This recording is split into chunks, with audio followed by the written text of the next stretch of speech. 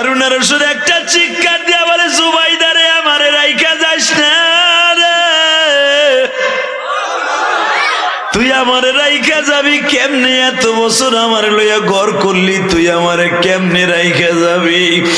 ওই নৌকার ওই জাহাজের গোলট থেকে নাবিক আওয়াজ দিতাছে, আম্মা মান খাফা মাকাম রাব্বিহি ওয়া নাহান নাফসা আনিল হাওয়া ফাইন্নাল জান্নাতা হিয়াল মাওয়া। এই জুবাইদা আমার আল্লাহরে ভালোবাসতে যাইয়া দুনিয়ার সব পাপের কাজগুলো ছাইড়া দিছে।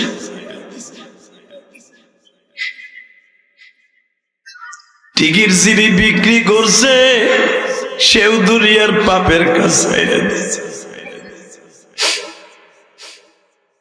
জুবাইদার হাত ধরে টানে স্বপ্নের ভিতরে, জুবাইদা আমারে রাইখা যাইস না, তুই আমারে রাইখা যাইস না। বাচ্চা হারুনের হাতটা ধাক্কা দিয়ে সরাইয়া জুবাইদারে টান দিয়ে সারেং মাস্টার সিটে বসাই দিছে। হারুন আর রশিদ নদীর পারে চিল্লায় আর দৌড়ায়, জুবাইদারে আমারে রাইখা যাইস না রে প্রিয়া, আমারে রাইখা যাইস না, যাইস না, যাইস না। এই কথা বলতে বলতে ঘুম ভেঙে গেছে। ঘুম ভেঙে হাত পা গোটাইয়া জুবাইদারে কয় উঠতো, কয় কে? কয় বাতি ধরা। তখন তো ল্যাম্পো ছিল, নাম ছিল না ল্যাম্পো। ধরে কয় তুই কি আসর না গেছ?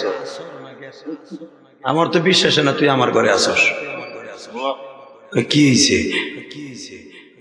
তোর পাও ধরছি, উঠতো। এখন কান বাবাই, এখন কান বিজুব।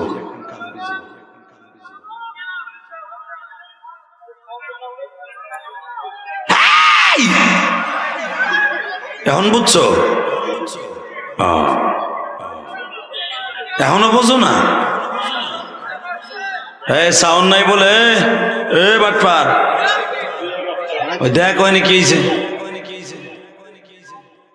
যত গজব দেখবেন ওয়াজের মাঠে হয়, কথা ঠিক না বেঠিক?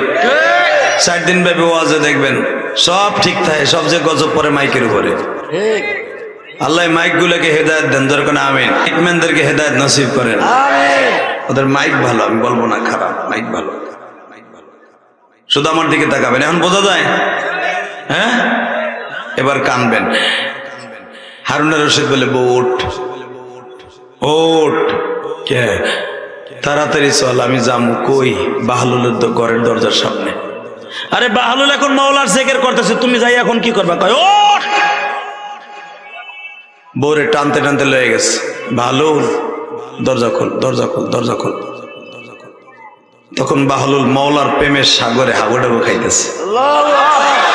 জোরে জোরে জোরে জোরে জোরে জোরে জোরে বাহলুল এইভাবে কইতেছে, তুমি মাওলা মাফ করে দাও বাহলুলকে, তুমি সারা বান্ধব নাই রে জবি। বাজান যখন এইভাবে কান্তাছে কান্তাছে কান্তাছে, ইন দি মিন টাইমে যখন দরজায় নক করছি, বাহলুল দরজাটা গোছাই বলে, কি ব্যাপার এত রাত্রি?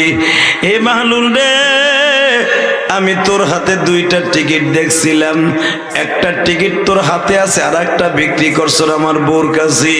বাহলুল একবার বল ওই টিকিটটা কই? বাহলুল কয়, আপনি টিকিটটা দেখলেন? আমি তার কাছে টিকিট বিক্রি করছি। যখন আপনি নাবিক দেখলেন, আপনি জাহাজ দেখলেন, জাহাজের মাস্টারের হাতে কি 2টা টিকিট দেখেন নাই? হারুন আর রশিদ কয়, তুই কেমনে জানোস আমার হাতে টিকিট? আরে বেশ কথা, টিকিট বেচছি আমি টিকিট মাস্টার, আমি জানবো না মানে? আলা ইন্না আউলিয়া আল্লাহ লা খাউফুন আলাইহিম ওয়া লা হুম ইয়াহজানুন। ওলিরে তোর ভয় নাই, আমি মাওলা তোর বন্ধু। কেন আমারে তুই ভয় করছো, আমি তোরে ভয়ের মধ্যে ফেলবো। যুবক ভাই, এখন দিলটা নরম করে কাঁদবা। কার জীবন কখন শেষ হয়ে যাবে কেউ জানে না, ঠিক না বেঠিক? তোমার মতো কত যুবক গাড়ি অ্যাক্সিডেন্টে মারা যায়, তোমার মতো কত যুবক হঠাৎ করে স্ট্রোক করে মারা যায়। এই যে করোনা চলে গেল, আমি তোমাদের কাছে একটা বাস্তব কথা বলে দিয়ে যাই। ইউটিউবে তোমরা শুনছো, যাত্রাবাড়ি আল্লাহর এক বান্দা মাছের আড়ত ছিল বাবা, মাউতাইল যাত্রাবাড়ি, নাম শুনছেন না আপনারা? এই যাত্রাবাড়ি আমার একটা ভক্ত ছিল আপনাদের মতো বাবা। যদি আপনার আমার ভক্ত না হইতেন, ইউটিউবে যদি ওয়াজ না দেখতেন, আমারে দাওয়াত দিতেন না আমি জানি। কারণ আমার বাড়ি ঢাকা কেরানীগঞ্জ, জন্মস্থান গোপালগঞ্জ। আমার আপনি চিনতেনও না, কারণ আপনার এলাকায় এত বক্তা আছে কল্পনার বাহিরে, তাদের রাইখে আপনারা আমার দাওয়াত দিতেন না, এটা আমি জানি। হয়তো আমার ওয়াজ ভালো লেগেছে, আল্লাহ ভালো লাগাইছে বিদায় আমার দাওয়াত দিছেন। বাজান, এরকম আমার হাজার হাজার ভক্ত, লক্ষ লক্ষ ভক্ত উলামা একরামের বাংলাদেশে আছি। বাজান, এখন গায়কের চাইতে নায়কের চাইতে তাদের ভক্তর চাইতে আলেমদের ভক্তের সংখ্যা এখন বেশি। আমার যুবক ভাইরা এখন গান শুনে না, ওয়াজ শুনে, গজল শুনে। এই জন্য দেখবেন টিকটকাররা আমাদের ওয়াজ দিয়েও টিকটক বানায়। কথা কন না কেন? জোরে কন। আমাকে ওয়াজ দিয়ে টিকটক বানায় না? হঠাৎ করে আমার পিএস একদিন আমার দেখা কয়, দেন হুজুর আপনার এক ওয়াজ দিয়ে দেখছে ই বানাইছে। কোত্তা আছে খেতার মধ্যে, ওই সেরি আমার ওয়াজে টিকটক বানাইছে। তাহিরির জ্যাকেট দিয়া ডিজি বানাইছে, ডিজি। নাউজুবিল্লাহ কইলেন না? জুতার বাড়ি হারামি তোর কপালে। যারা আলেম উলামার ওয়াজ দিয়া আল্লাহর জ্যাকেট দিয়া ডিজি বানাবি, হোক সে আর একটা আকীদার মানুষ, কিন্তু জ্যাকেট তো মাওলা। কথা কন না কেন? আল্লাহর জ্যাকেট দিলি ডিজির ভিতরে সান্দায়া, মনে রাখবি তুই জাহান্নামের মধ্যে ডুববি, কোনো সন্দেহ নেই। কষ্ট হইতেছে? আর মাত্র 3 মিনিট কথা বলবো। আরে তাহলে তোমাকে সামনে দিয়ে একজন উঠে গেলো, কিছু কইলে না। ওই যে একজন জায়গা ওই দিছে, দৌড় দাও বলছে। বাবা, বেশি রাত করলে আপনাকে ফজর নামাজ নিষেধ হইব, কষ্ট হয়ে যাবে, এই জন্য বেশি রাত করবো না। আলহামদুলিল্লাহ বলেন তো। টাকা নেই দিকে, এই জমিনের মালিক কে? তো ওই লোকটা আমার অনেক ভক্ত ছিল। করোনার ভিতরে ব্যবসা বাণিজ্য ভালো নাই, কেবল দোকানপাট খুলছে। হঠাৎ করে সকালবেলা আমার একটা ফোন আসছে, হুজুর আপনার একটা ভক্ত মারা গেছে। আমি নিজে গাড়ি চালাই দেখতে গেলাম। বিশ্বাস কর ভাই, যুবক ভাই, আমি তোর কাছে অনুরোধ করে পাও ধরে বলে দিয়ে যাই, বাজারে যখন আমি গাড়িটা চালাইয়া গেছি, যাইয়া দেখি কাফনের কাপড়টা পড়াইয়া যখন মসজিদের সামনে ফেলাইয়া রাখছে। এই ছেলেটা, তার মাত্র 6 বছরের একটা মেয়ে ছিল। বাবার কাছে ফোন করে কয়, বাবা গো, ও বাবা, আমি সকালবেলা খিচুড়ি খাবো। খিচুড়ি কিনে নিয়ে মোটর সাইকেল হাঁকাইয়া বাবা বাসায় যাচ্ছে, কিন্তু জানতো না গাড়ির পিছনে একটা রড বাহি একটা টেরাক আজরাইল হিসাবে দাঁড়াই রয়েছে। যখনই মোটর সাইকেলে পিকআপ দিছে,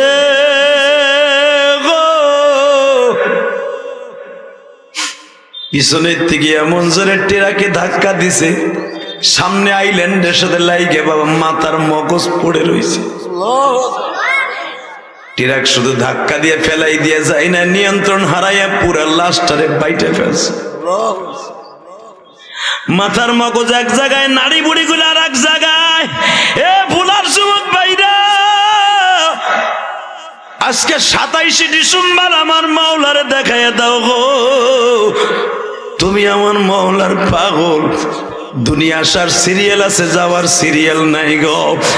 আজকে 27 ডিসেম্বর তুমি আল্লাহরে দেখাও।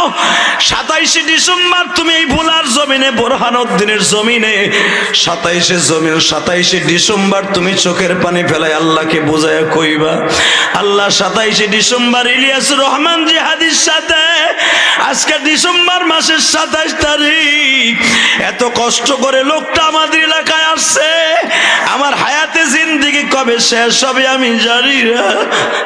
তুমি আমারে কখনো বেঈমান করে দুনিয়ার থেকে নিও না, যদি তোমারে নিতে হয় আমার ইমানদার হিসাবে লয়ে যাও, বেঈমান করে আমারে নিও না। আমি যখন দেখলাম রে ভাই এইরকম কাফনের কাপড়টা পরিধান করে আমার ওই ভাই ইখলাস রে শোয়া রাখছি, বাজান তাজা রক্তটা কাফনের কাপড়টা লাল হয়ে গেছে, আমি দেখতেছি মাথাটা বাবা চালতে শেষার মতো সেইসা গেছি। ওই ছয় বছরে মেয়েটাকে তার বাবারে দেখাইতে আনছি, বাবার চেহারাটা মেয়েটারে দেখায় না, শুধু বলে এই যে তোমার বাবা, কারণ মেয়ে যদি ওই চেহারা বাবার দেখে মেয়েটা পাগল হয়ে যাবে। মেয়েটা বাবার কাপড়ের কাপড় ধরে টানে আর বলে আব্বু তুমি কেন উঠো না গো আব্বু।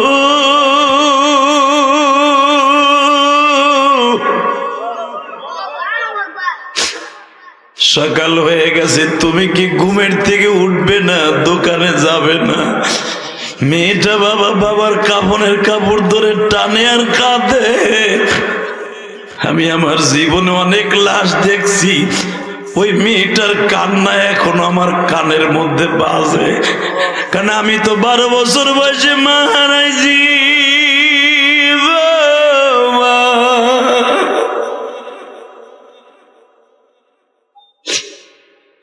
এই ভোলা বোরহানউদ্দিন আমার মতো বয়সে কে মা হারাইছে আমি জানি।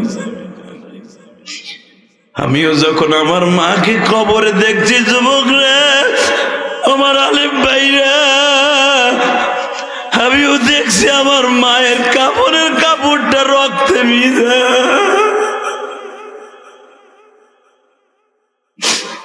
কারণ আমার মা আমার ছোট্ট ভাইরে জন্ম দিতে যায় আমার মাকে আল্লাহ নিয়ে গেছে।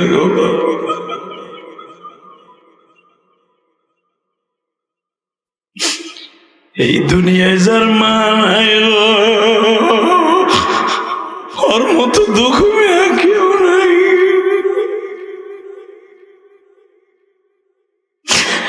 আল্লাহ দেখো আমার মতো কোন দাড়ি বাগা বাজানের জানো মা নাই গো মা,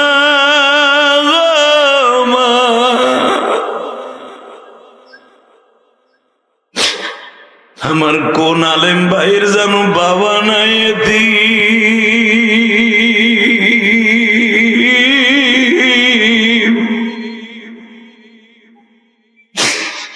আমার নবী তার চাচা আবু তালেবের সাথে একদিন বাবা বাজারে গেছে, আমি দেখবো নবীর আশেক কয়জন আছো গো বাবা। আবু তালেব বলে মুহাম্মদ রে তুমি কি কি চাইবা আমি কিনে দিব বাবা।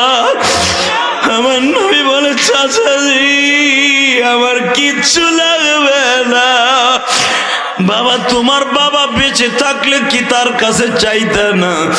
নবী আমার বলে এই জন্যই তো আমি চাইবো না চাচা, কারণ এতিমদের মনের কষ্ট আল্লাহ ছাড়া কেউ জানে না।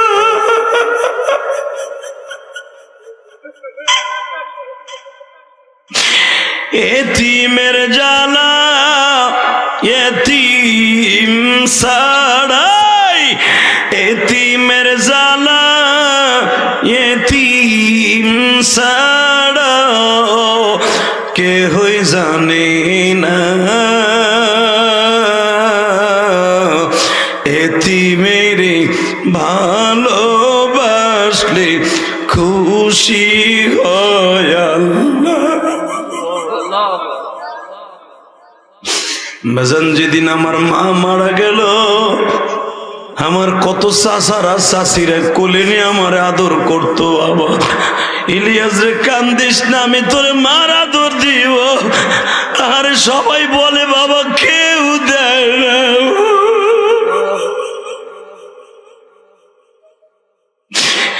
আমাকে এই গ্রামে কত এতিম ছেলে আছে, মেয়ে আছে, তাদের মনের কষ্ট আল্লাহ ছাড়া কেউ জানে না গো বাবা।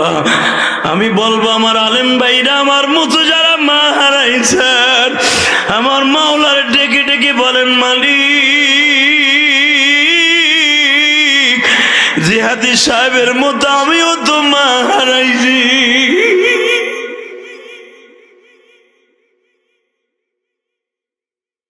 আল্লাহ দেখো তো কারা কান্দে।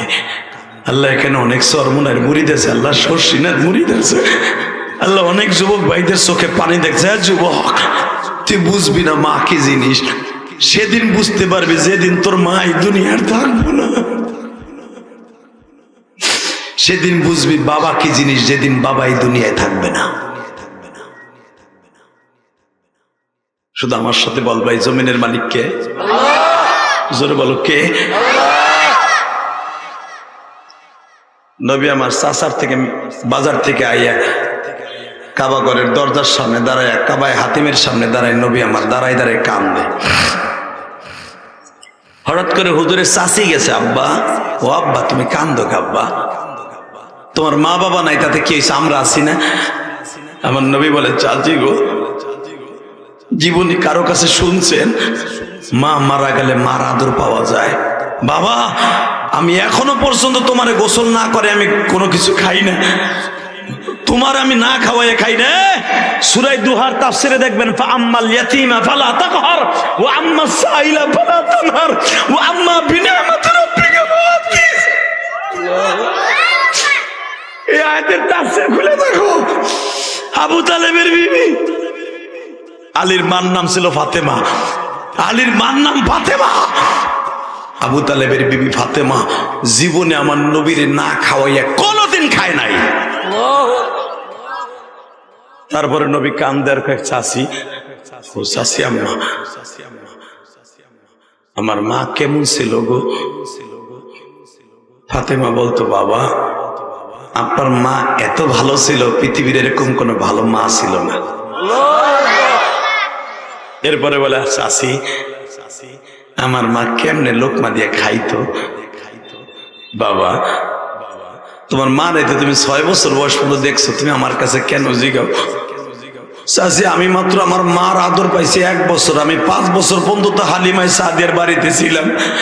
এই 5টা বছর মাঝে মাঝে দেখতাম আমার মা কেমন করে, আমি তো আমার মারে পুরো ভিজিট করতে পারি নাই। চাচি বলেন তো আমার মা কেমন হাঁটতো? বাবা তোমার মা এমনি এমনি হাঁটতো, তোমার মা এইভাবে ভাতগুলা মা খাইতো। ও বাবা তোমার মা এরকম এরকম ভাবে কাপড় পরতো, তোমার মা এরকম ভাবে ঘর মুছতো। এক একটা বলে আর আমার নবী কান্দে, বলে আর কান্দে। মর্মত দারাদি যুবক দাড়ি পাকা বাজান মা, ও মা যারা আমার কথা শুনছেন গো মা, ও দাড়ি পাকা বাবা, এই যে শীতের দিন চলে যায় বাবা, মা আগে চিতই পিঠা রসে ভিজে খাওয়াইতো, এখন তো আর কেউ খাওয়ায় না বাবা।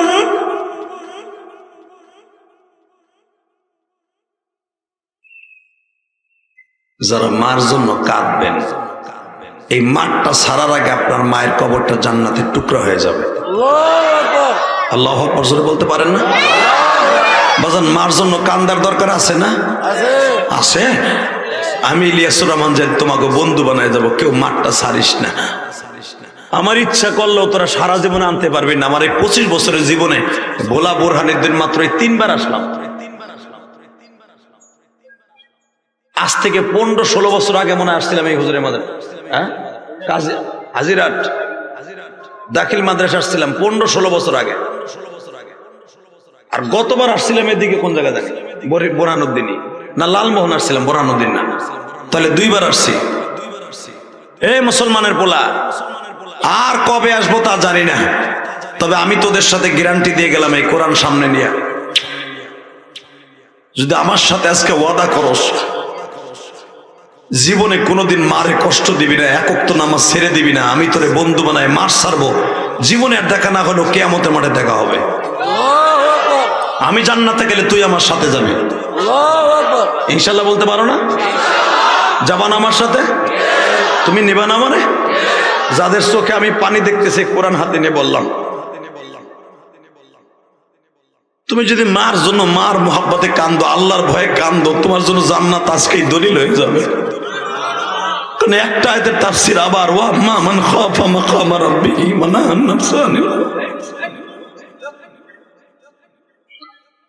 বাজার। আমার দিকে তাকান গো, সরমুনার মাঠে যারা গেছেন গো বাবা, আল্লাহর কুতুব যখন শুরু করে দেয় জাহান্নামের বয়ান, ও বাজান কিছু কিছু পাগলা আছে লাফাইতে থাকে, কেন জানুনি? হাত মোসরা মোসরি আরম্ভ করে দেয়, কেন জানো? এই পাগলগুলোর সাথে মওলার একটা কালেকশন হয়ে যায়। আমার মওলা তাদেরকে তখন আওয়াজ দিতে থাকে, বান্দারে তোর অন্তরের মধ্যে আমি মওলা বসে আছি।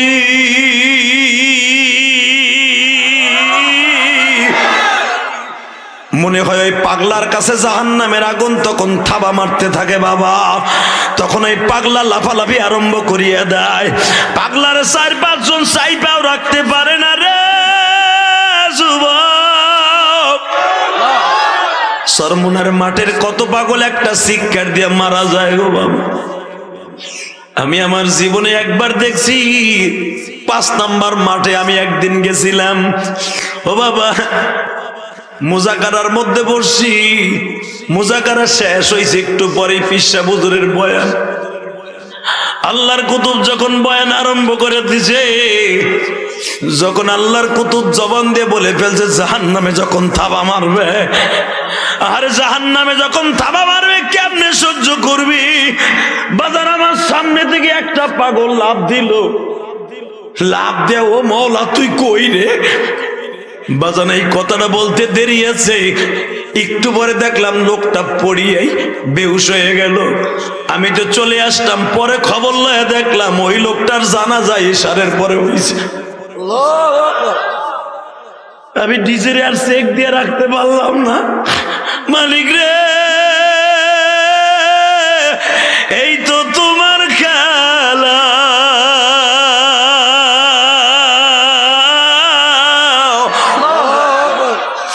ওই লোকটা যে তোমারে মওলা কয় একটা শিক্ষার দিয়ে বেহুশ হয়ে গেল, আর হুশ না ফিরিয়া তুমি তারে লইয়া গেলা।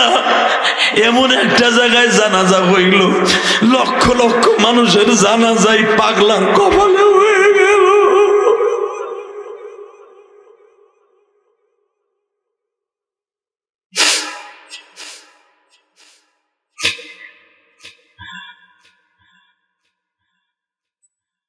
আল্লাহ তোমার এই পাগলদেরকে মাফ করে দাও আল্লাহ। এই ভোলা বোরহানুদ্দিন এই 4 দিন ব্যাপী সম্মেলনের লাস্টের দিনের চোখের পানিগুলো কবুল করে নাও। যুবক ভাই, পৃথিবীতে মার মতো দরদি কেউ নাই রে ভাই। তুমি যে বাসাতে ওয়াজ শুনতে আসছো, যায় দেখবে তোর বাসার সবাই ঘুমায়, একমাত্র তোর চাকরানি, তোর গর্ভধারিণী মা দরজার কাছে তোর জন্য অপেক্ষা করতেছে।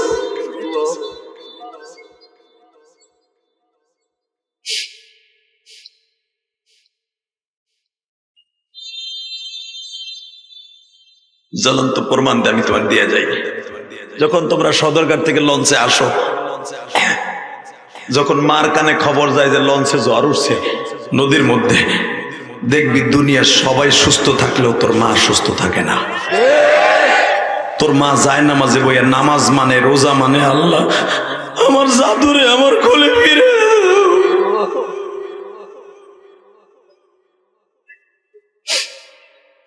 যুবক ভাইরে, আমি তোদের কাছে 2টা পাও ধরে বলে দিয়ে যাই, যেই মা কোনোদিন সন্তানরে ভুলতে পারে না, ওই মায়েরে কোনোদিন কষ্ট দিস না। রাজি আছো না ভাই? কে কে রাজি আছো? দেখে আল্লাহকে হাত তুলে দেখাও, দেখাও দেখাও দেখাও।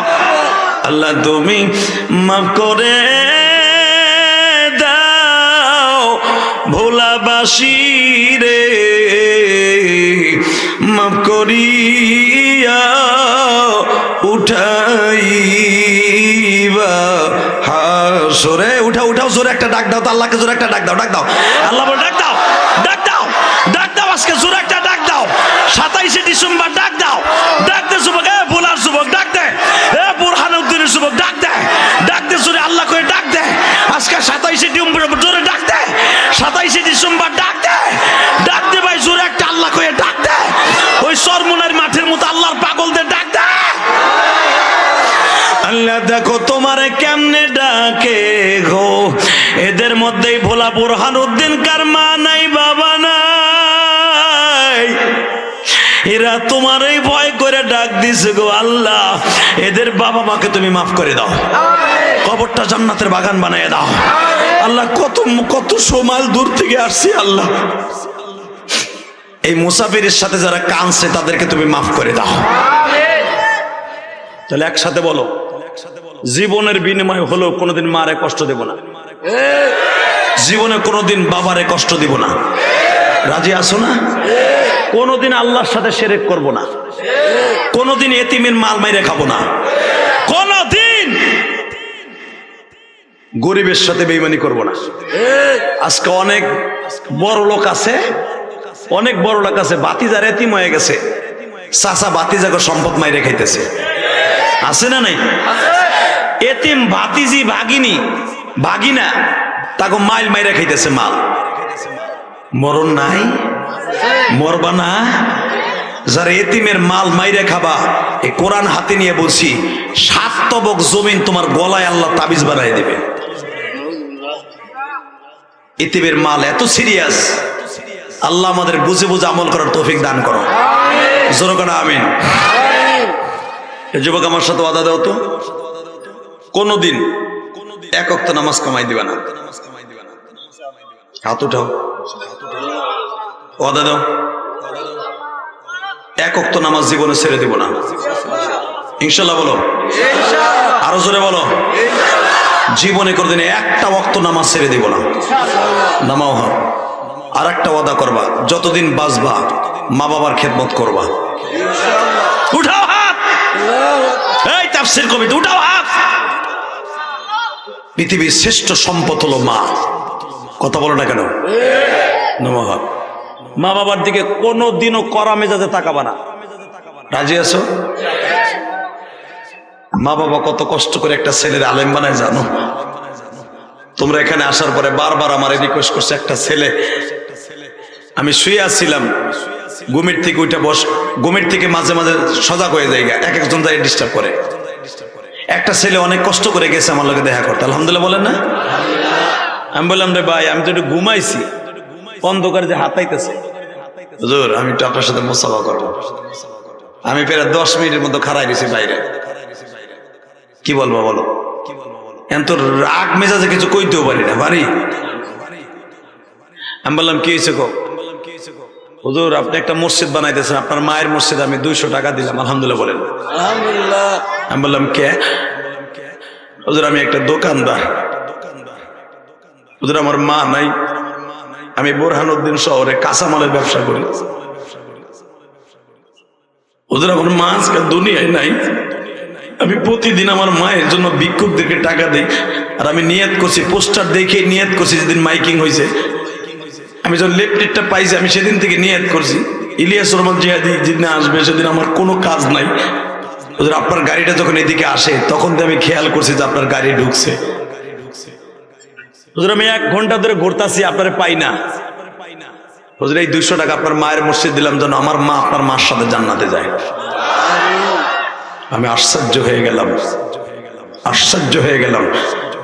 এই যুবকটা তার মায়ের জন্য আমার মায়ের মসজিদ আছে, বাবা আমি 4 কোটি টাকা খরচ করে একটা মসজিদ বানাইছি।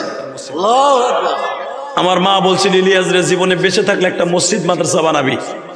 আমি ঢাকা কেরানীগঞ্জ বাবুবাজার ব্রিজের গোড়ে চড়াইল যায় দেখবেন 4 কোটি টাকা খরচ করে একটা মসজিদ বানাইছে আমার রক্ত পানি করা পয়সা দিয়ে। আমি মাননীয় প্রধানমন্ত্রী ফ্যামিলিতে বিয়ে করছি, ইচ্ছা করলে প্রধানমন্ত্রী 560টা মসজিদ বানাইছে, ইচ্ছা করলে আমারটাও আমি চাইলে দিত, অন্তত 1 কোটি টাকা চাইলেও দিত। আমি জীবনে কোনোদিন প্রধানমন্ত্রী ফ্যামিলির কারো কাছে বলিনি আমার চাইলে না পয়সা দেন। আপনাকে মতো লোকের মোসাবার টাকা দিয়া কেউ যদি 500টা টাকাও দেয় তাও আমি মসজিদে খরচ করি। আমার ওয়াজের সমস্ত টাকাটা মসজিদ মাসা খরচ হয়।